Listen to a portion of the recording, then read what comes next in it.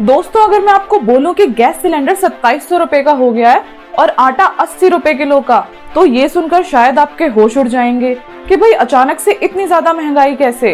ठीक ऐसा ही कुछ हमारे पड़ोसी देश श्रीलंका में हो रहा है। चलिए आपको बताते हैं वहाँ पर कुछ चीजों के रेट। गैस सिलेंडर 2750 रुपए का, पेट्रोल 254 रुपए लीटर, हल्दी 3500 रुपए किलो, आटा 150 रुपए किलो, चावल 170 रुपए किलो, दालें 300 से लेकर 400 रुपए किलो। श्रीलंका में इतनी ज्यादा महंगाई बढ़ गई है कि श्रीलंका की सरकार को देश में इमरजेंसी लगानी पड़ी है और अब श्रीलंका के लोग देश छोड़कर भी भाग रहे हैं। तो आखिरकार ऐसा हुआ क्यों? चलिए हमेशा की तरह इसके पीछे का आपको रीजन बताएंगे बड़े ही आसान तरीके से।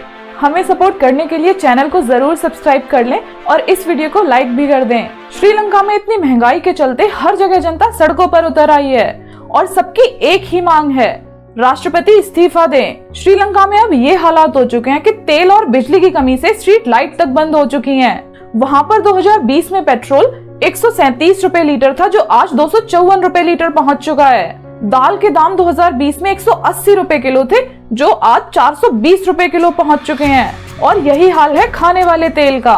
480 रुपए लीटर वाला तेल 2 साल में 870 रुपए लीटर हो चुका है। तो दोस्तों, श्रीलंका की जीडीपी में टूरिज्म का एक मेजर कंट्रीब्यूशन होता है। तो वहाँ की जो टोटल जीडीपी है उसमें 10% से ज्यादा शेयर्स टूरिज्म के ही हैं और टूरिज्म से ही उनके फॉरेन एक्सचेंज रिजर्व्स में बढ़ोतरी होती है। लेकिन कोरोना महामारी की वजह से ये सेक्टर बुरी तरह से प्रभावित हुआ है।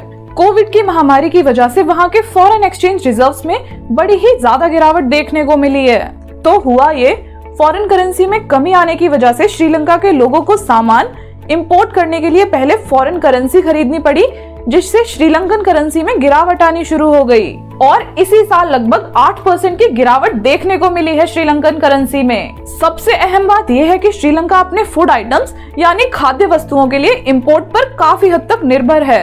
अब श्रीलंकन करेंसी में आई गिरावट की वजह से वहाँ पर जो फूड आइटम्स हैं उनकी भी कीमतें बढ़ने लगी। श्रीलंका चीनी, दाल, अनाज जैसी जरूरती चीजों के लिए भी आयात पर निर्भर है। अब जो दूसरा मुख्य कारण आता है वो है फॉरेन एक्सचेंज रिजर्व्स का कम होना।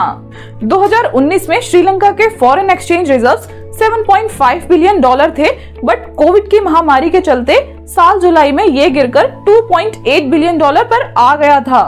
तो फॉरेन एक्सचेंज की कमी होने की वजह से ही कनाडा जैसी कई कंट्रीज ने इन्वेस्टमेंट रोक दी है श्रीलंका में। अब श्रीलंका के सेंट्रल बैंक ने फरवरी में एक डेटा रिलीज करा था, जिसके अकॉर्डिंग देश के फॉरेन एक्सचेंज रिजर्व्स जनवरी 2022 में 24.8% से घटकर सिर्फ $2.36 बिलियन ही रह गए थे। अब एक और जो मेन कारण आता है वो ये है कि जो खेती में केमिकल फर्टिलाइजर्स यूज होते हैं उन पर पूरी तरह से बैन लगा देना। गिरती करेंसी और कम होते फॉरेन रिजर्व्स के बीच श्रीलंका की गवर्नमेंट ने एक बड़ा कदम उठाया, जिससे खाद्य संकट की स्थिति और ज्यादा खराब हो गई। राष्ट्रपति गोटबाया राजपक्षे ने पिछले साल घोषणा की थी कि श्रीलंका 100% ऑर्गेनिक फार्मिंग वाला दुनिया का पहला देश होगा। यानी सरकार ने खेती में केमिकल फर्टिलाइजर्स के यूज पर बैन लगा दिया, जिससे एग्रीकल्चर सेक्टर पर काफी असर पड़ा और फूड क्राइसिस जैसी समस्या बढ़ गई। पिछले साल जुलाई में हुए एक सर्वे के अकॉर्डिंग श्रीलंका के लगभग 90% किसान खेती में केमिकल फर्टिलाइजर्स का यूज करते थे और वहाँ पर चावल, रबर, चाय के किसानों की बहुत ही ज्यादा डिपेंडेंसी रही है केमिकल फर्टिलाइजर्स पर। इवन श्रीलंका के टी एक्सपर्ट्स का तो ये भी मानना है कि जो ये जबरदस्ती प्रेशर बनाया गया है कि ऑर्गेनिक फार्मिंग का यूज करना है, उससे चाय और दूसरी फसलों पर भी काफी असर पड़ेगा और इससे फूड क्राइसिस और भी ज्यादा गंभीर हो सकता है, जो प्रेजेंट सिचुएशन है वहाँ पर उससे भी ज्यादा। तो अब जो अगला कारण है वो है टैक्स में कटौती। 2019 में न्यूली इलेक्टेड राजपक्षा गवर्नमेंट ने लोगों की खर्च की क्षमता बढ़ाने के लिए टैक्स कम कर दिया था। इससे सरकार के रेवेन्यू को भारी नुकसान हुआ था।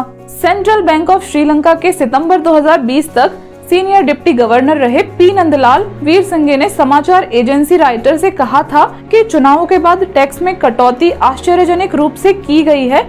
इसके बारे में किसी भी तरह की परामर्श प्रक्रिया नहीं हुई थी।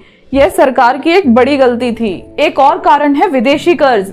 बीबीसी की एक रिपोर्ट के अकॉर्डिंग 2022 में श्रीलंका को $7 बिलियन का कर्ज चुकाना है, जिसमें अकेले चाइना का ही श्रीलंका पर $5 बिलियन का कर्ज है।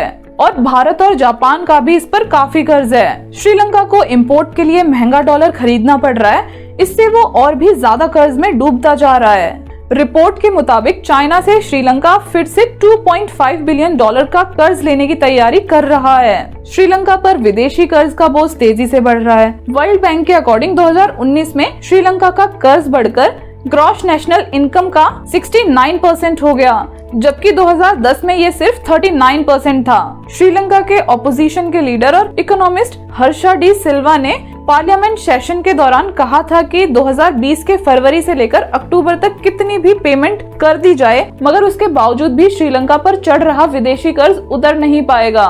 उन्होंने कहा था कि अक्टूबर तक श्रीलंका के पास फॉरेन एक्सचेंज के रूप में सिर्फ 4.8 ट्रिलियन यूएस डॉलर्स ही बचेंगे। अब जो एक और सबसे मुख्य कारण है वो है डिक्लेरेशन ऑफ इकोनॉमिक इमरजेंसी। पिछले साल 30 अगस्त को श्रीलंका के राष्ट्रपति गोटाबाया राजपक्षे ने जरूरी सामानों की आपूर्ति पर सख्त नियंत्रण लगाने की घोषणा की थी। तब सरकार ने कहा था कि व्यापारियों को खाद्य पदार्थों की जमाखोरी को रोकने और महंगाई को नियंत्रित करने के लिए ऐसा करना जरूरी था। जब श्रीलंका की गवर्नमेंट ने इकोनॉमिक इमरजेंसी की घोषणा की थी, तब सरकार की नीति की आलोचना करने वाले सांसदों ने कहा था कि जमाखोरी और बढ़ती कीमतों पर लगाम लगाने वाले कानून देश में पहले से ही थे।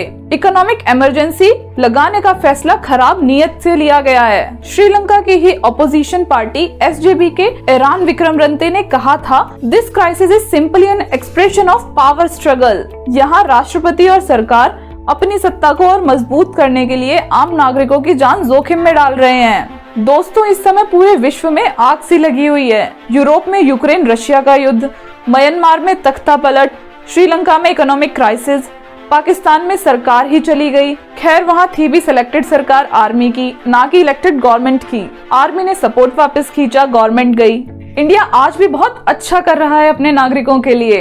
वैक्सीन, राशन और देश की फॉरेन पॉलिसी सब अच्छे से चल रही हैं। आई होप इंडिया ऐसे ही ग्रो करता रहे और साथ साथ हम सब भी ग्रो करते रहें। तो दोस्तों, अगर ये वीडियो आपको पसंद आई तो प्लीज चैनल को सब्सक्राइब कर लें और इस वीडियो को लाइक भी कर दें। और आप हमसे इंस्टाग्राम पर भी जुड़ सकते हैं, उसका लिंक आपको डिस्क्रिप्शन में मिल जाएगा। Thanks for giving your precious time.